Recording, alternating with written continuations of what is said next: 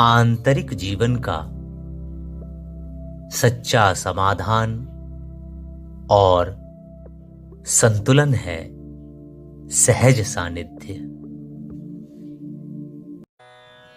ओम परमात्मने नमः। ब्रह्म चैतन्य की विस्तृत एवं सर्वव्यापी करुणा को श्रद्धा भरे हृदय से नमन करते हैं। मित्रों, आज हम एक बहुत ही विशिष्ट बिंदु पर संवाद करने जा रहे हैं। हम और आप सभी ने एकांत शब्द को कईयों बार सुना है और यह अनुभव भी करते हैं कि एकांत का यदि सार्थक प्रयोग किया जा सका, एकांत को सार्थक ढंग से यदि जिया जा सका, तो मनुष्य जीवन में बाहर एवं भीतर सबाह्याभ्यंतर प्रकृति में बहुत अच्छे सत्परिणाम, विधेयात्मक परिणामों को प्राप्त किया जा सकता है। एकांत शब्द दिखने में बड़ा सामान्य सा होता है, किंतु इसके प्रभाव बहुत ही विस्तृत होते हैं, बहुत ही व्यापक होते हैं। शब्दशः इस शब्द का अर्थ और भावार्थ देखने पर हमें यह पता चलता है कि एकांत अर्थात उस एक का भी अंत कर दिया जाए। वो एक कौन है? वो एक मैं है, वो एक तू है, वो एक प्रकृति है, वो सृष्टि का कोई भी अस्तित्व हो सकता है। आत्मीय बंधुओं, हम एकांत के इस भावार्थ को सूक्ष्म बुद्धि के द्वारा थाम कर एकांत शब्द का बहुत अच्छा स्वरूप अनुभव कर सकते हैं, जान सकते हैं, उसे जी सकते हैं।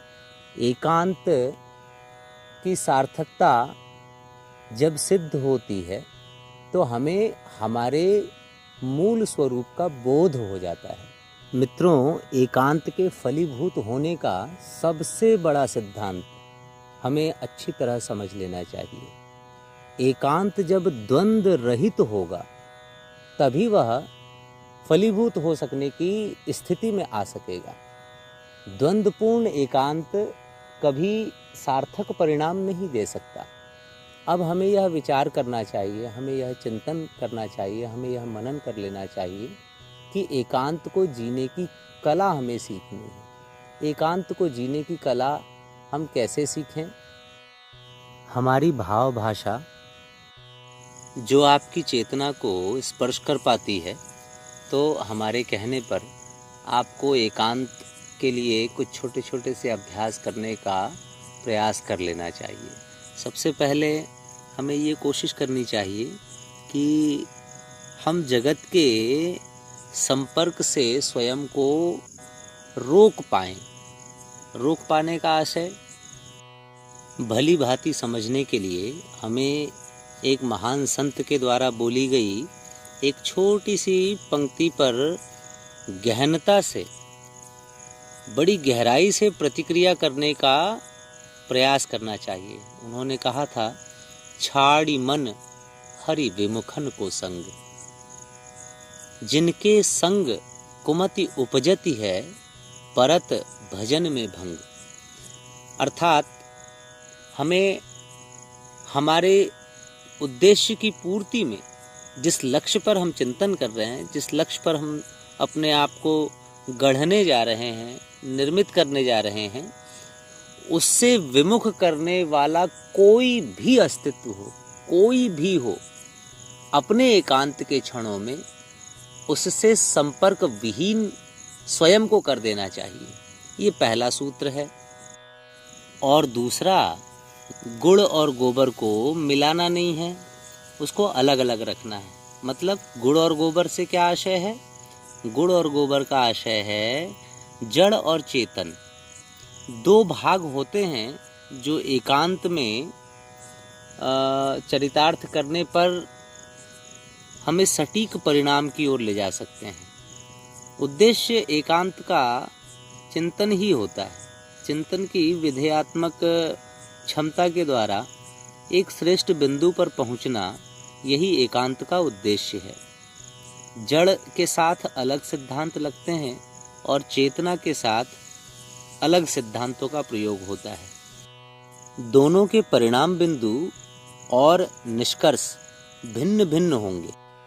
हमें बड़ी ही कुशलता और सावधानी के साथ दोनों की सैद्धांतिक प्रतिक्रियाओं का सदुपयोग करना पड़ेगा, अन्यथा एकांतिक चिंतन हमें कभी भी सटीक प्रत्युत्तर नहीं दे पाएगा।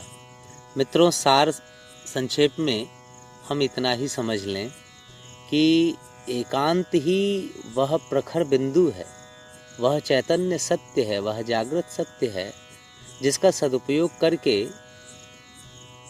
व्यक्ति महामानव बन जाता है, सामान्य से विशेष बन जाता है। जितने भी महापुरुष हुए हैं, जितने भी विद्यावान आत्माएं हुई हैं, संत, शहीद, वैज्ञानिक, अभिनेता, आप किसी भी विभूति को ले लीजिए, किसी भी प्रतिभा को ले लीजिए, किसी भी तरह के व्यक्तित्व को ले लीजिए, उसने अपने आप को एकांत में ही गढ़ा है और एकांत ही उसकी उन्नति का और उसकी प्रगति का मूल माध्यम रहा है।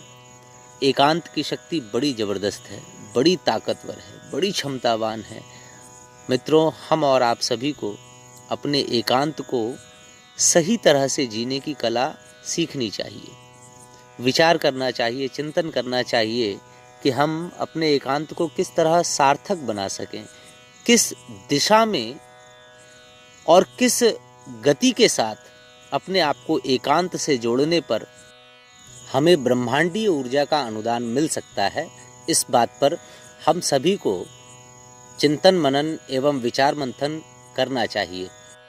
मित्रों, सार्थक एकांत ही वह सर्वोपरि माध्यम है जो हमें ब्रह्मांडीय ऊर्जा से जोड़ देता है। आज की बात समाप्त। ओम शांति।